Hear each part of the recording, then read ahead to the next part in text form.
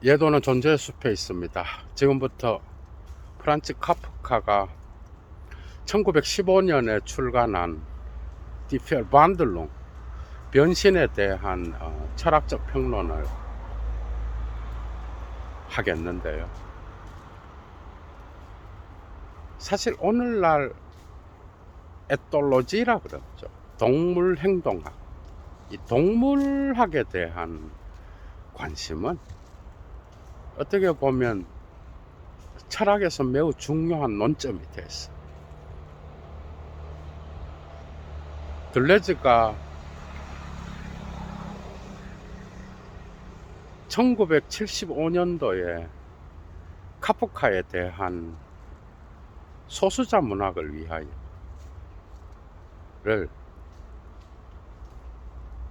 가타리와 더불어 출간하면서 이게 이제 밀뿔라또에서 르드브니 아니말 동물대기라고 하는 것으로 나타나는데, 사실은 그 이후에 그는 다양한 작품들에서 그죠, 이 동물과 신체 진드기 이 요즘은 많이 사라지고 없죠, 그죠? 진드기론을 또 이야기하기도 하고요. 나중에 셀프 엔조이먼트, 자기 향유를 소중히 여겼던 말년의 들레즈는 인간화된 개와 고양이에 대하여 부정적인 견해를 갖고 있는데, 진드기론이 곳곳에서 나타납니다. 나중에 들레즈의 동물론에 대하여 강의를 따로 열어야 될 정도로 이것은 인간 중심적인 어떤 사고로부터 벗어나는 거죠. 포스트 모던 담론의 중심을 차지한다고 할 수 있겠죠, 그죠? 사실 이 동물이 된다라, 이건 철학적으로 오늘날 무시할 수 없어.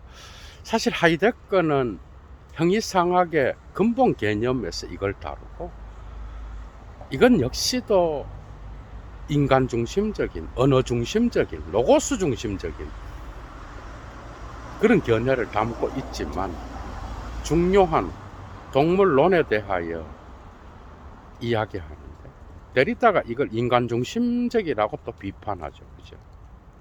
레스프리라고 하는 작품에서 정신에 관하여. 그래서 오늘날 동물은 그죠, 매우 중요한 철학의 담론의 중심에 들어와 있어요. 사실은 프리드리히 니체는 문화의 한 중심에 짐승이 살아있다라는, 문명은 좋은 가면을 쓰고 있는 문명의 역사는 야만의 역사다, 이 발터 베냐민으로 넘어가는데, 이건 니체가 곳곳에서 표현했죠, 그죠? 예도가 1차 자료 강의를 하고 있는 도덕의 계보 제1논문, 2논문 곳곳에서 나타나는데, 아니나 다를까 프로이트는 이 무의식에서 동물성을 발견, 특히 늑대 인간의 어떤 그 분석은 들레즈한테도 매우 중요하죠, 그죠? 청계고원에서 늑대는 한 마리인가 여러 마리인가, 프로이트를 비판하면서 이 늑대 인간이 꾸었던 6, 7마리의 늑대를 무리, 복수체, 다양체로 갖고 가서 프로이트를 비판하는, 이건 아버지가 아니겠죠, 그죠? 이런 방식으로 오늘날 철학에서는 동물을 다루고 있어. 그래서 카프카의 작품 역시도 어떻게 보면은 까미와 사르트르에 머물러서는 이것이 완전하게 이해된다라고 할 수가 없습니다. 그래서 예도는 이 변신의 철학적 평론에서 다양한 방식으로 예도만의 클래스를 갖고 여러분들을 사유여행에 참여시키고자 합니다. 여러분. 오늘도 즐거운 사유여행 되시고요. 도움 받으신 분들은 꼭 좋아요 잊지 마시고, 여건이 되시는 분은 사막의 철학을 위하여 예도TV로 꼭 자발적 수업료를 보내주시면 감사하겠습니다. 강의 이어나갑니다. 여러분들은 거의 다 읽었으리라고 봅니다. 예도TV를 보시는 분들은 인문학에 대한 상당한 통찰을 가진 분들이 많죠. 그죠? 사실 전문가 이상의 분들도 많아요. 변신의 첫 장면은 그죠? 어느 날 꿈에서 깨서 보니 벌레로 변신한 주인공이 장면으로서 나타나. 신체가 변했어. 그래서 한쪽으로 새우잠을 자는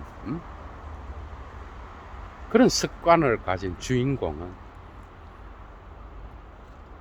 자기 발이 여러 개라는 걸 알고 몸을 뒤척이다 잠을 더 자려고 하는데 신체가 말을 안 듣는 거야. 그래서 잠을 못 자는 거야. 마치 꿈 같은 거야. 카프카는 이 몽상적인 것을 몽상적으로 그리는 게 아니에요. 그렇다 그러면 충격을 줄 수가 없어. 이 몽상적인 것을 카프카는 상당한 현실주의와 결합시켜버려. 이게 엄청난 충격을 주는 거예요. 꿈과 같은데 그 꿈이 현실을 직시하게 하는, 현실의 파토스를 느끼게 하는 그런 효과를 갖고 옵니다. 변신에는 많은 등장인물이 나타나지 않습니다. 많은 세계적인 대가들의 작품들은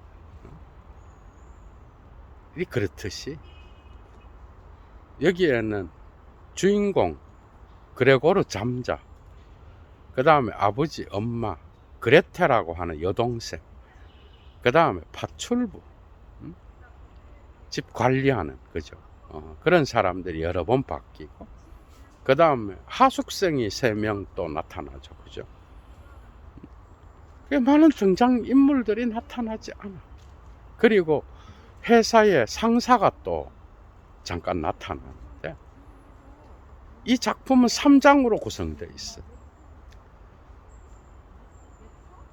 그런데 그 장마다 벌레로 변한 잠자가, 그레고르 잠자가 바깥으로 나가서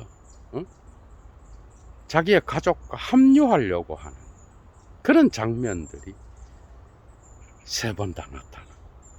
처음에는 회사의 상사가 집으로 찾아왔을 때 회사에 안 나오니까 그때 바깥으로 나갔던 거. 그 다음에 어느 날 아버지가 없을 때에 엄마가 혼자 있을 때 나타나서 바깥으로 나갔다가 어머니가 기절하고 그죠. 그 다음에 막 돌아온 아버지에게 사과를 맞아서, 사과 조각을 맞아서 치명타를 입게 되죠. 그죠. 그래서 또 자기 방으로 운둔하게 되고, 3번째는 여동생 그레테가 하숙생들 앞에서 바이올린 연주를 하는데 그 소리를 듣고 이제 바깥으로 나가서 여동생에게 무지막지한 거죠. 저건 오빠가 아니고 한마디로 괴물이고 이것이고 저것이다 이 말이에요. 인간이 아니다 이 말. 그러면서 방으로 다시 돌아와서 마음의 평온함을 얻고 새벽 3시에 죽음을 맞이하는 그런 이야기 하여라. 독특하게도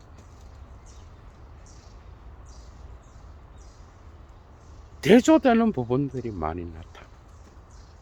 그레고르 잠자는 회사에 볼모로 잡혀서, 그죠? 자기가 원해서 하는 일이 아니고 아버지가 빚을 져서 회사에 그 빚을 갚기 위하여 직원이 되는 거예요. 외판원이 돼요. 새벽 5시에 기차를 타고 나가서, 그죠? 하루 종일 일하다가 집에 돌아오고 이런 생활을 계속 하는데,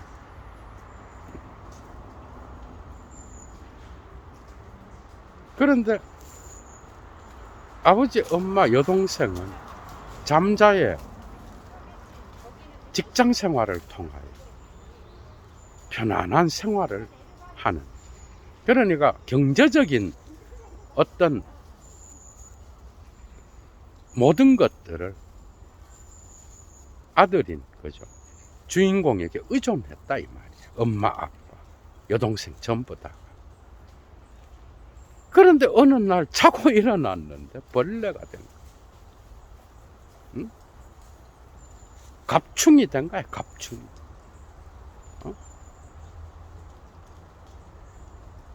그래서 지배인이 찾아왔어.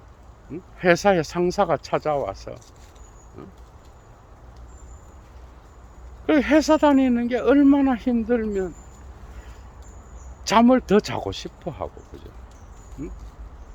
그런데 신체가 다리가 여러 개가 달린 벌레로 변했으니까 자기 습관대로 잠을 자려고 하다가 실패하는 거예요. 오늘날의 현대인의 모습을 보여줍니다. 일찍 일어나서 기계와 같이 돈을 벌고 가족을 위하여, 그죠, 봉사하고. 알베르 까미가 시지프의 신화에서 말하는 것처럼 아침에 출근해서 일하다가 점심 먹고 또 오후에 또 일하다가 저녁에 전철을 타고 돌아오는 월화수목금, 그리고 나서 휴일날은 피곤에 쩔어서 잠자다가 또다시 월화수목금토가 돼요. 어느 날 갑작스러운 충격적인 사건에 의하여 자기의 실존을 보게 돼요. 그런 일상성에 빠져 있었다 이 말. 그러니까 회사도 좋아서 다니는 게 아니에요. 살아야 하기 때문에 다녔고, 회사에 다니지 않으면 가족들의 생계가 그에게 다 달려 있었어요. 자기 생계도 물론 달려 있었겠지만 자기 하나 희생함으로써 온 가족이 행복한, 그러나 기계적인 현대 문명에 우리 인간의 모습을 보여주는 거겠죠, 그죠? 어느 날 벌레가 돼버린, 인간이 벌레가 됐어. 그러나 의식은 인간으로서 의식을 갖고 있어. 끝까지, 죽을 때까지. 그냥 신체만 변한 거야. 응? 변하고 나서 바깥으로 나가니까 그 이전에 인간이었을 때의 대우와는 달라지게 돼. 그래서 회사 상사가 나타나서 너 꾀병이지, 그러면서 고용에 대한, 이렇게 일해서 어떻게 네가 우리 직장에서 계속 다니려고 하는, 압박이죠, 그죠? 그래서 고용에 대한 불안, 이런 것들을 부추기면서 아버지가 진 빚을 또 갚아야 되는 그러한 채무자의 위치에서 잠자도 벌레로 변한 그 상황에서 아침에 일어났을 때 6시간 넘은 기차 시간을 놓친 그 상황, 그러나 잠을 더 자고 싶어 하는 현실의 어떤 압력이 그죠. 그레고르 잠자로 하여 무의식으로 도피하게 하는 거예요. 정신분석학적으로 보면. 우리도 그래. 우리네 모습도. 응? 현실 원칙의 냉정함, 현실의 냉정함, 그죠? 거기로부터 도피할 수 있는 길은 무의식의 세계밖에 없는 신체의 변화와 더불어서 의사소통이 단절되는. 그래서 바깥으로 벌레가 돼서 그죠? 열쇠를 문을 잠그고 자갖고 회사 상사가 찾아와도 문을 열고 못 들어오는 거예요, 가족들이. 그래서 자기 방 문을 열고 나가니까 그냥 다 기겁을 하는 거야. 다 피하는 거야. 그래서 회사 상사도 놀라서 그죠? 주랭랑을 치고 어머니도 도망가고 그 흉측한 모습에 그죠?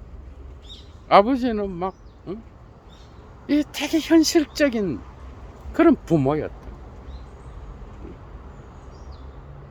그러니까 자식이 아들이 어느 날 벌레로 변한 것에 대하여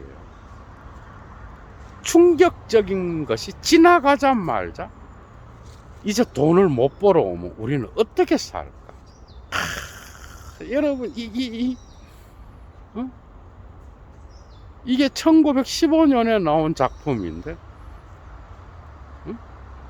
자본주의 사회의 어떤 그러한 현실을 그대로 보여주는 거야. 그죠?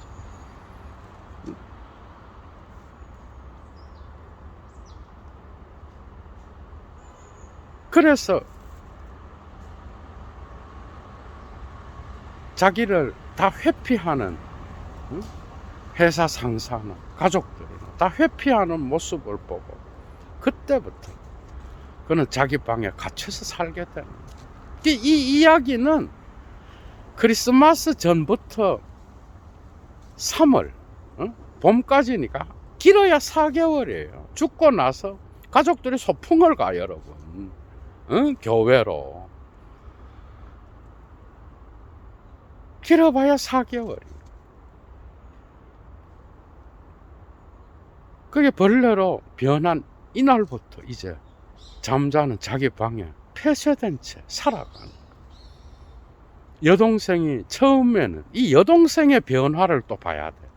처음에는 그래도 유일하게 그 방에다가 음식을 갖다 주기도 하고 청소도 해주기도 하고 했는데 이 조금 길어지니까 이 여동생이 이제 이 오빠의 벌레로 변한 모습을 보고 저것이라고 하면서 저주하는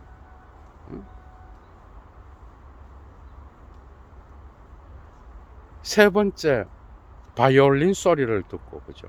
바깥으로 나갔을 때 하숙생들 앞에서 그 음악 소리가 하도 아름다워서 나갔는데 여동생한테 철퇴를 맞는 거예요. 그러니까 돈을 벌어올 사람이 없으니까 경제적으로 이제 어려움에 당하게 돼. 그래서 하숙생을 받게 돼. 물론 이제 계속 놀 수는 없으니까 아버지도 직장을 구하고 그렇게 되죠, 그죠? 그런데 하숙생을 받는데 이때부터 그레고르 잠자의 방은 쓰레기장이 되는 거예요. 아무도 점점 음식도 갖다 주는 횟수도 줄어들고 쓰레기장으로 변하게 돼. 두 번째, 아버지가 바깥에 나갔을 때, 엄마 혼자 있을 때 이제 나갔단 말이에요. 그런데 어머니가 기절을 하는 거야 또. 어? 벌레로 변한 아들의 모습을 보고 아버지가 이제 바깥에서 들어와서 사과 조각을 던졌다. 첫 번째 거는 치명타를 입히지 못했고, 두 번째 던졌는데 그게 그냥 벌레가 된 그레고르 잠자의 덩어리를 그죠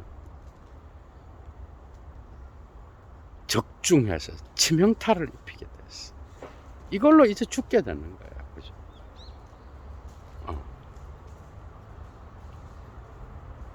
세 번째 바이올린을 켜고 하숙생들을 받았을 때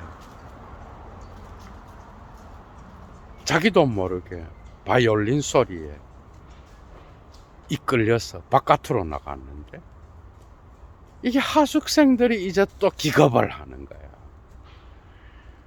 그러니까 그때야 여동생도 이제는 잠자를 한 거야. 아버지에게 불평을 늘어놓기 시작한 거야. 이 하숙생들이 이제 우리 나가겠다. 이게 뭐냐? 이 벌레로 변한 이걸 보고 충격을 받아서 아버지한테 막 따졌다 이 말이에요. 그러니까 경제적으로 하숙생들이 나가게 되면 충격을 받잖아, 그죠? 어떻게 보면,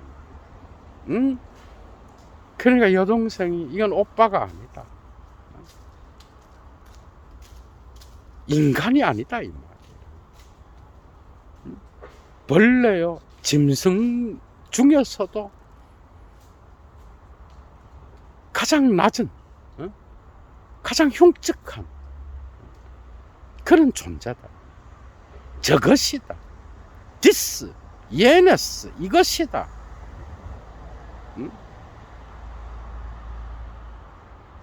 거기서 이제 여동생의 말에 충격을 받아서 돌아와서 마음의 평안함을 얻는 거예요. 마음이 이제 평온해지면서 과거의 가족과의 관계에서 사랑의 관계, 그 다음에 화목했던 그런 시절을 떠올리면서 여동생이 말한 것처럼 자기 자신이 가족을 위하여 사라져야 된다는 것, 그건 당연한 거다. 그런 결심을 하게 되는 거야. 여동생의 말이 100번 옳다는 거야. 그런 생각을 하면서 편안한 마음을 갖게 되고, 그렇게 몇 시간 보내다가 마지막 숨을 거두는 그런 이야기.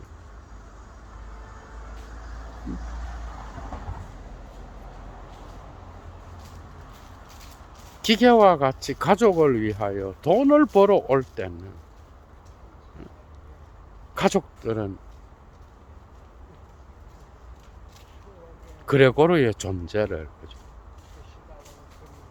존재로서 인정했지만, 벌레가 된 뒤에 이제 돈을 벌어 오지 못하는 그레고르는 아무짝에도 쓸모없는 사물보다 못한 존재가 됐다 이 말이야. 그리고 소풍을 가는 딸아이가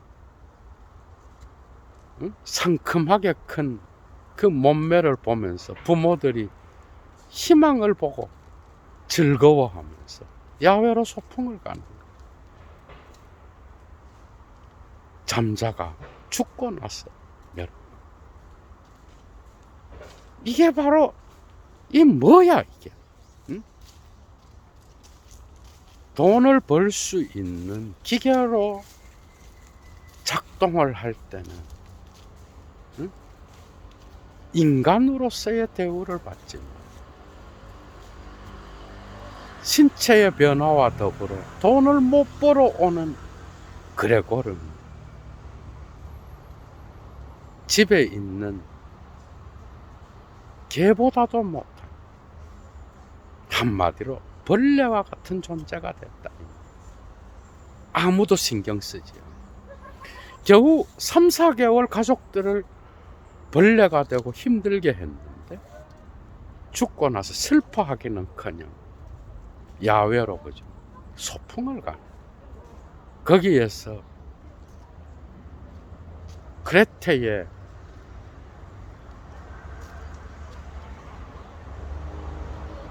풍성한 몸매를 보고 부모들은 그죠, 또 다른 희망을 갖고 또 다른 햇빛이 그들의 가족을 비춘 그런 이야기야, 여러분.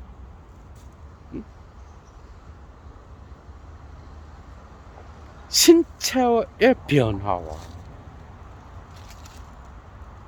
실존의 모습, 그죠? 그리고 바깥 풍경은 병원밖에 보이지 않아.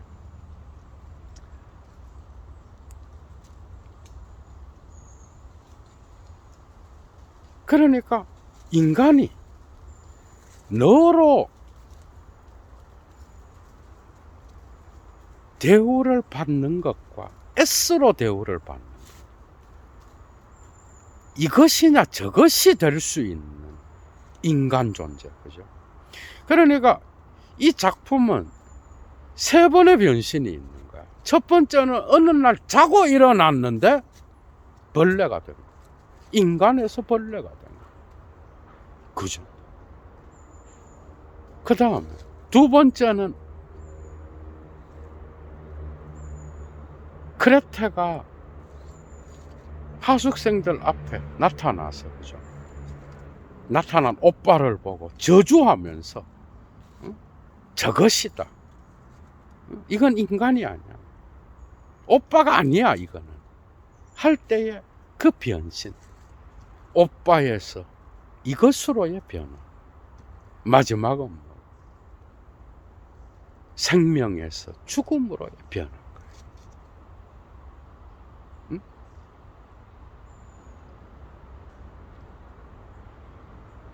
그러나 잠자는 거죠. 여러분들 봐봐.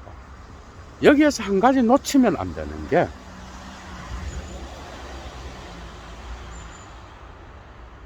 여기서 도대체 누가 벌레냐 했을 때에 여러분들 봐봐. 그레고르가 벌레야, 가족들이 벌레야. 더 깊이 들어가서 그는 벌레가 되고 나서야 마음의 평안을 얻었다. 무의식으로 도피할 수 있었다. 응? 상징계의 대타작, 그 다음에 가족관계 안에서의 오이디푸스, 이런 것들은 어떤 상황에서도 그레고르를 행복하게 해줄 수 없었어요. 회사에 다니는 것도 원해서 다닌 게 아니고, 응? 가족들의 생계를 책임질 수 있다라는 것은 그레고르에게 하나의 기쁨일 수 있었겠지만, 그러나 그는 자기가 원해서 다닌 직장도 아니요, 자기가 원해서 아침 일찍 일어나서 하루 종일 일하는 게 아니었다. 쉴 수 있는 시간도 없었어. 가족들 역시 돈 벌어오는 기계로 보고, 벌어다 주면 그냥 아주 마음으로 감사하면서 받은 것도 아니에요. 당연한 어떤 걸로 받아들이고 생계를 유지해가는, 여기 인간의 삶이 어디에 있어요? 여기.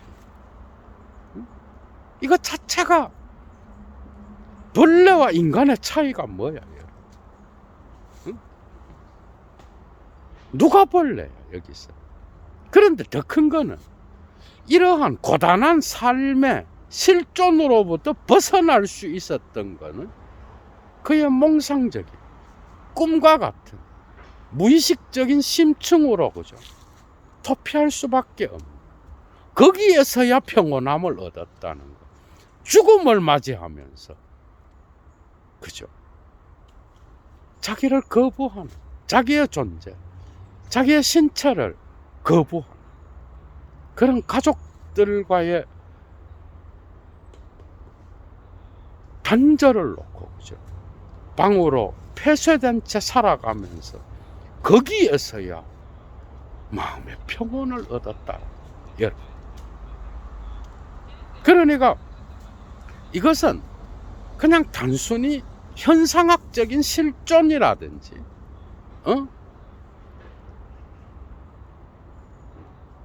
다시 말하면 헛설적이고 뽕띠도 신체를 소중히 여기잖아, 그죠? 하이데거적인, 심지어 메를로 뽕띠적인 그런 신체도 아니에요. 이 벌레로 변한 것은 분열증적인, 이건 물론 들레즈 가타리의 해석인, 분열증적인 분자적 어떤 복수성, 다양체로의 변화, 그죠? 의식의 세계가 아닌,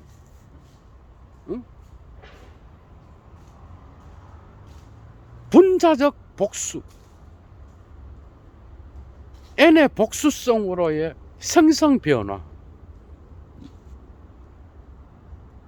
그런 모습을 우리가 본다. 그러니까 이 실존에는 실존을 그리는 게 아니라 카프카는 이 작품에서 실존의 10년을 그리고 있어. 그 어두운 10년에는 어떤 토대도 없어. 어떤 붙잡을 수 있는 것도 아니라 생성 변화에 가.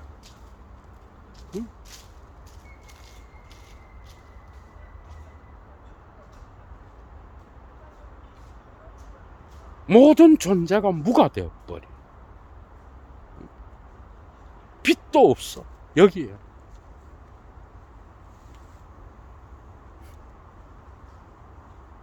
그러나 거기에서, 그죠,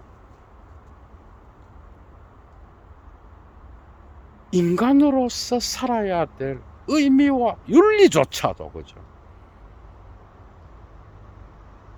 벌레가 된 이 그레고르 잠자리 가족들과 코뮤니케이션을 가능하게 하지 않았다. 대화의 단절, 언어가 사라진 영역, 그죠?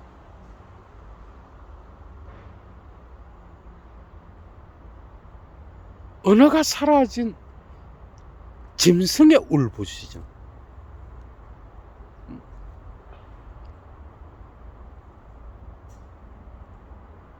그것을 통하여 변신된 그레고르. 아무도 그와 소통할 수 없는 그런 10년, 거기에서 평온하게 죽음을 맞이하는 그레고르.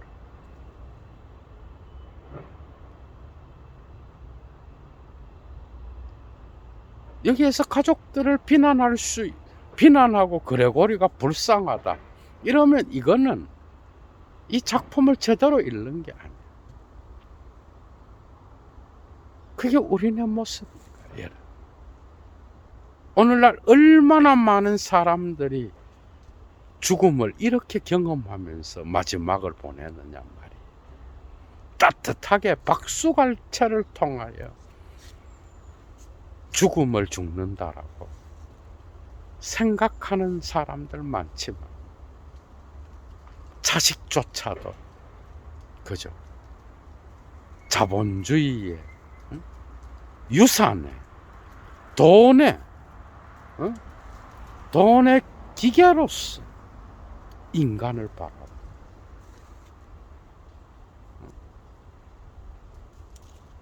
벌레 같은 신체는 인격이 없습니다, 그죠?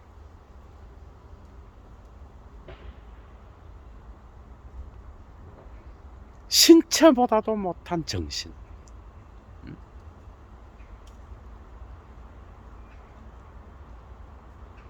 그래서 어느 누구와도 소통하지 못하고 자기의 마지막을 보내는, 그게 우리의 모습이라.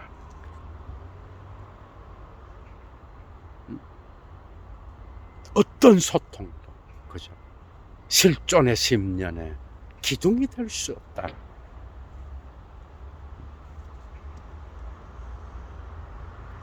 그 꿈과 같은 몽상적인 것이 현실 속에 리얼리즘보다 더 리얼리즘하다. 충격적이지 않아요, 여러분?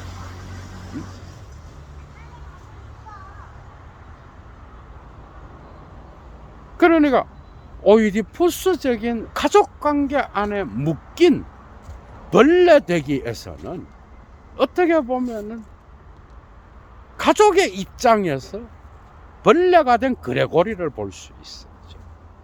거기에서 우리는 피난할 수 있어. 도덕적으로, 윤리적으로. 그러나 분열증적으로, 그죠? 오이디푸스 콤플렉스에서 벗어나, 그 관계에서 벗어난 벌레가 된 그레고리 자선을 볼 때는 다양한 복수체로 변하면서 무의식이라고 하는 얼마나 강력한 힘으로써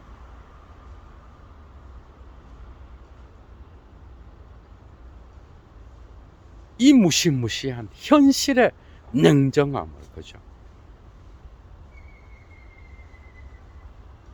피할 수 있는 또 다른 영역이 아닙니다.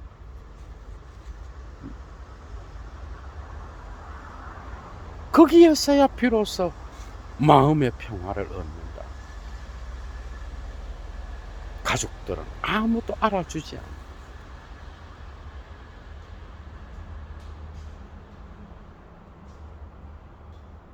쓰레기 치우듯이 잠자의 죽음을 처리한다라. 오늘날 죽음을 처리하는 자본주의의 모습도 보여지고 있다. 그게 우리네 마지막의 모습. 벌레와는 다르게, 그죠? 묘석을 세우고 인간의 존엄성을 생각하는 그런 죽음을 우리는 이야기하지만 그 내면을 들여다보면, 그죠? 카프카가 그려내는 이 변신의 주인공의 죽음, 그것보다 더 위대한 죽음이 오늘날 과연 얼마나 존재할 수 있을까? 어떤 것도 위로가 되지 않고 어떤 말도 파편화된 단음으로 들려오는 변한 신체 자체의 세계, 심층의 세계, 거기에서 여러분들 자신도 한번, 여러분들 자신의 죽음을 한번 생각해요. 니체가 자라투스트라에서 걱정할 것 없다. 몸보다 정신이 먼저 죽는다 그래요, 여러분. 우리는 많은 것을 생각할 수 있어, 그죠? 과연 우리의 모습은 그레고르 잠자보다 훨씬 더 좋은 모습으로 살아가고 있는지, 우리의 심층, 우리가 지금 서 있는 실존의 10년을 한번 들여다보라.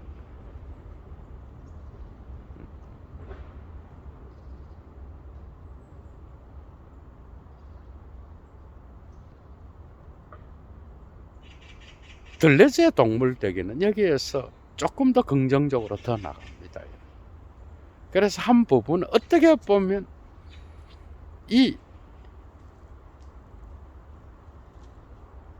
그레고르 잠자의 동물대기는 들레즈의 관점에서 보면은 오이디푸스 가족관계 안에 묶여있는, 다시 되돌아오는 가부장적인 아버지의 이름 아래에 복속되는 그런 결여의 상징으로 환원될 수 있다라고 할 수 있어요. 들레즈의 동물대기는 여기서 훨씬 더 또 다른 세계로 나아갑니다, 여러분. 그죠? 이 점에서 카프카의 변신은, 그죠? 우리 인간 실존에 구멍을 내고 들어온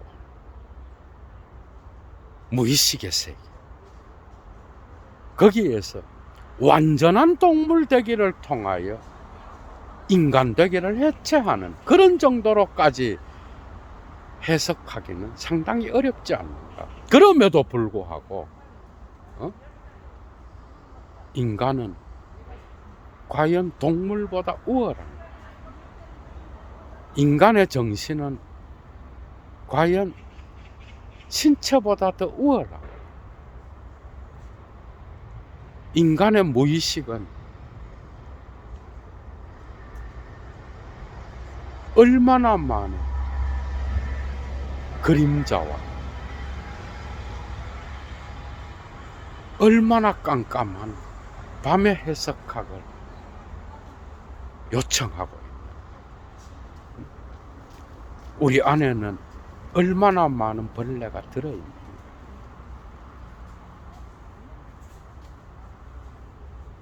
우리 안에 타자는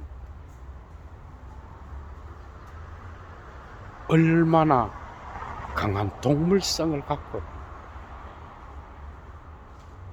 동물은 결코 타자가 아니라 동물 되기는 바로 나 자신의 모습이라.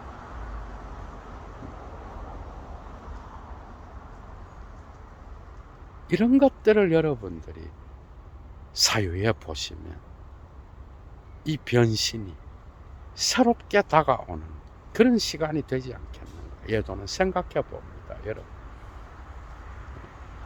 단순히 윤리적이고 도덕적인 관점에서, 그레고르의 관점에서 가족들을 비판하는, 벌레는 그레고르가 아니라 가족이다, 이 정도 수준이 아니라 실존의 심층으로 내려가서, 그죠? 깊이 있는 자기 반성을 해본다면 엄청나게 많은 유익을 줄 수 있는 그런 카프카의 작품이 아닌가, 얘도는 생각해 봅니다. 얘도 물러갑니다, 여러분. 건강한 하루 보내십시오. 주스.